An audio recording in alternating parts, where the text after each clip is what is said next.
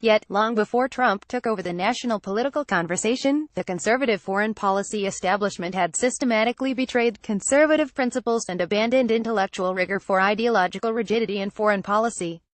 Many individuals and institutions participated, but one example of how a major conservative think tank went about the task shows the insidiousness of the betrayal and offers insight into the intellectual disorderliness that led to Trump's rise. It was the fall of 2005, and the Iraq War was raging. I had just graduated from Stanford Law School and given up a lucrative Wall Street law firm salary to spend a year as a fellow at the American Enterprise Institute (AEI). A few weeks into my fellowship, AEI issued what I perceived as a very unsubtle threat against me.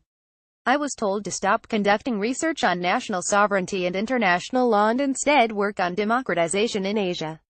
AEI understood that I was exploring opportunities in Vice President Dick Cheney's office, and if I did not listen, they would make sure I did not succeed. I had been a conservative my entire adult life. Never did I imagine that this venerable institution of conservative thought would threaten me for attempting to put conservative thoughts on paper, but it did. My research would have critiqued certain intellectual inconsistencies in Bush's foreign policy. His administration's dogged promotion of the freedom agenda directly conflicted with its robust defense of national sovereignty, leaving U.S. foreign policy looking confused, incoherent, and hypocritical. On the one hand, the Bush administration noisily withdrew from multilateral regimes such as the Kyoto Protocol in 2001 and the International Criminal Court in 2002, arguing that the United States possessed the sovereign right not to subject itself to treaties and international norms to which it did not consent. In addition, it waged war on Iraq in 2003, arguing that a UN Security Council resolution explicitly authorizing the use of force was unnecessary to justify America's sovereign right to self-defense.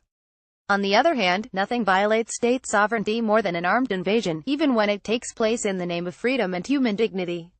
Yet, the Bush administration had sloppily endorsed it as a key rationale for the invasion of Iraq. The real intellectuals at AEI were dismayed upon discovering the think tank's interference with my research. When the late Jeane Kirkpatrick, President Ronald Reagan's ambassador to the United Nations, learned that I had been instructed to focus on democratization in Asia, she asked, incredulously, because your Asian reality was not quite that crass, but it was pretty close. Scholar practitioners like Kirkpatrick recognized the value of self-restraint in the exercise of U.S. power, a concept for which my research would have indirectly advocated. Long before the conservative grassroots and Americans in general grew disillusioned with military ventures in the Middle East, Kirkpatrick characterized Bush's foreign policy as a little too interventionist for her taste. She was wise and prescient, but not in a position to rescue AEI from its intellectual intolerance and shallowness. Meanwhile, honest advocates of a democracy revolution in the Middle East acknowledged that they would shoulder the blame if the war in Iraq ended in failure. Senior administrators at AEI were not interested in such self-reflection.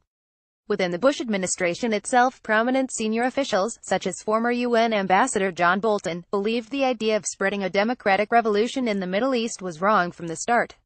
As the most ardent and identifiable defender of U.S. sovereignty in the administration, he observed that Iraqis should have been put in charge as soon as possible after the U.S. invasion. Exaggerating for effect, he said, "We should have said to the Iraqis, you're on your own. Here's a copy of the Federalist Papers. Good luck." One did not need to agree with Bolton to know that his sentiments reflected precisely the tensions I outlined and proposed to explore in the Bush administration's foreign policy. At AEI, I posited that while the robust defense of U.S. sovereignty was necessary and crucial, the Bush administration needed to reflect on the implications of its policy inconsistencies and perhaps even enunciate the limits of its freedom agenda, for example, by saying that democracy promotion is not synonymous with regime change.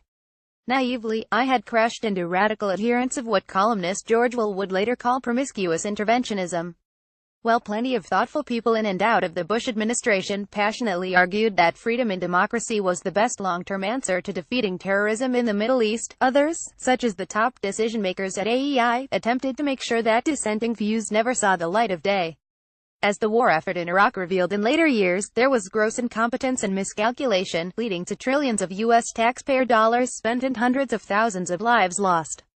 More soul-searching and intellectual critiquing from within the right, against endless interventionism, against loose talk about the forcible export of democracy, against assaults on sovereignty, might have been quite productive before and during the Iraq War.